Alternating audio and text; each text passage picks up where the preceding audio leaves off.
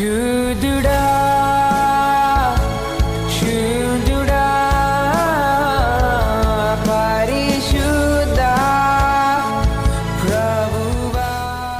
Praise the lord. దేవుని నామానికి మహిమ కలుగును గాక. Welcome to live with God.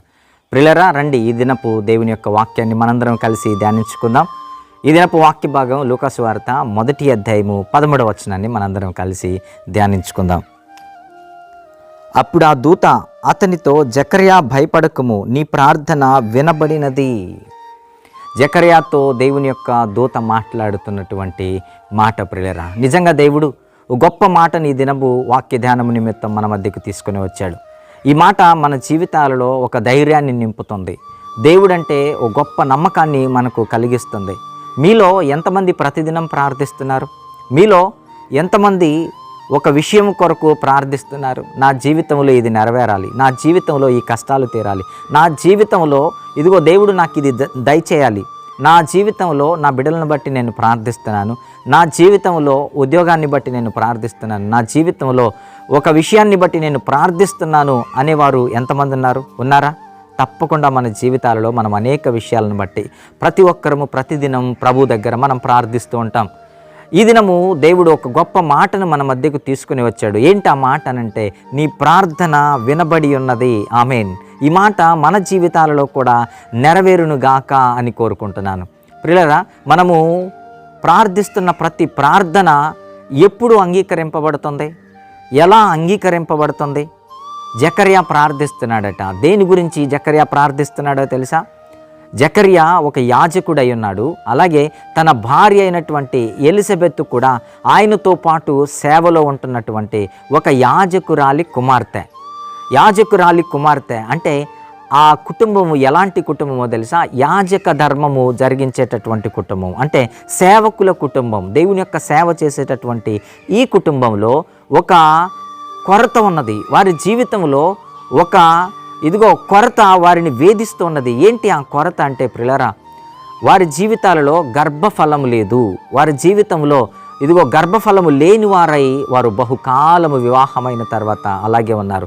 పై మాటలలో మనం చూడగలిగితే వారట గర్భఫలం లేకుండానే దేవుని యొక్క సేవ చేయుచు వారు వృద్ధులైపోయారు. వారి గురించి ఏమని రాసుంటుందో తెలుసా? వారు నీతిమంతులు, వారు పరిశుద్ధులు, వారు దేవుని రాజ్యము కొరకు ఎదురు చూచేటటువంటి ఓ గొప్ప భయభక్తులు కలిగిన కుటుంబం జకర్యా ఎలిజబెత్ గారి యొక్క కుటుంబం ప్రియులారా. అయితే ఆలోచిద్దాం, వారి జీవితాలలో ఇంత భయభక్తులు కలిగిన వారి జీవితాలలో గర్భఫలం లేదు, వారి జీవితాలలో కొరత ఉన్నది, వారి జీవితాలలో కొదువ ఉన్నది.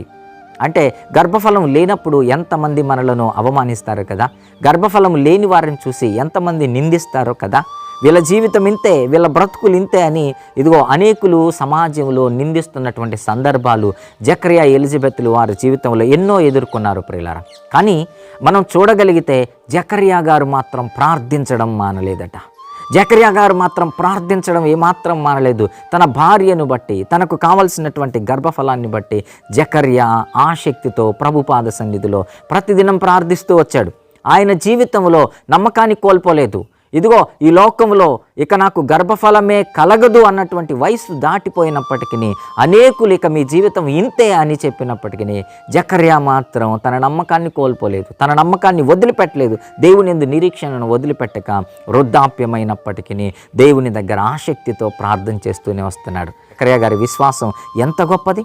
జకర్యా గారి నమ్మకం దేవుని పట్ల ఎంత గొప్పది మీరు ఆలోచించండి. వారు నీతిమంతులు, పరిశుద్ధులై ఉండి జకర్యా ప్రార్థిస్తూ వస్తున్నాడట. ప్రార్థిస్తూ వస్తుంటే ఒకరోజు తన యొక్క క్రమము చొప్పున దేవాలయంలో వారు ధూపం వేస్తున్నప్పుడు, ఆయన సేవలో దేవుని యొక్క పనిలో ఆయన ఉన్నప్పుడు దేవుని యొక్క దూత జకర్యా యుద్ధకు వచ్చి మాట్లాడుతుంది. జకర్యా, నీ ప్రార్థన వినబడింది. జకర్యా, నీ ప్రార్థన వినబడింది. ఎక్కడికి వినబడిందో తెలుసా? పరలోక రాజ్యానికి వినబడుతుంది నీ ప్రార్థన. ప్రియులారా, ఈరోజు మీ ప్రార్థన పరలోక రాజ్యానికి వినబడుతుందా? మీ ప్రార్థన పరలోక రాజ్యానికి వినబడకపోతే మీ ప్రార్థనకు సమాధానం రాదు. ఒకవేళ మీ ప్రార్థన పరలోక రాజ్యానికి వినబడితే దేవుడు అక్కడి నుండి దూతలను పంపించేస్తాడు నీ కొరకు. మీరెంతమంది అయితే నా ప్రార్థన ఆలకించలేదు దేవుడని ఆలోచిస్తున్నారో మీరందరూ ఈ దినం ఆలోచించండి. జకర్యా వలె మీరు ప్రార్థించండి. నమ్మకంతో, ఆసక్తితో, నీతిమంతులుగా, పరిశుద్ధులుగా ఉండి ప్రార్థించండి. జకర్యా వలె మీ ప్రార్థనకు కూడా పరలోకం నుండి సమాధానం తప్పకుండా దేవుడు దయచేస్తాడు. మీ జీవితాలలో కూడా మీరు కోరుకున్నది, మీరు ఏదైతే కొరతతో ఉన్నారో ఆ కొరతలన్నింటినీ దేవుడు తీర్చగలిగిన వాడు. నీ ప్రార్థన దేవుడు తప్పక ఆలకిస్తాడు. జకర్యా వలె ప్రార్థిస్తారా? లూకా సువార్తను చదవండి, 1వ అధ్యాయాన్ని చదవండి. జకర్యా వలె ప్రార్థించడం నేర్చుకోండి. దేవుడు తప్పకుండా మీ జీవితాలలో మీరు మీరు కనిపెట్టి ఉన్న అనేక సమస్యలకు దేవుడు పరిష్కారము దయచేయునుగా కానీ హృదయపూర్వకముగా కోరుకుంటూ ఈ మాటలు ముగిస్తున్నాను. దేవుడి మాటలను బట్టి మనలందరినీ దీవించునుగాక. ఆమేన్.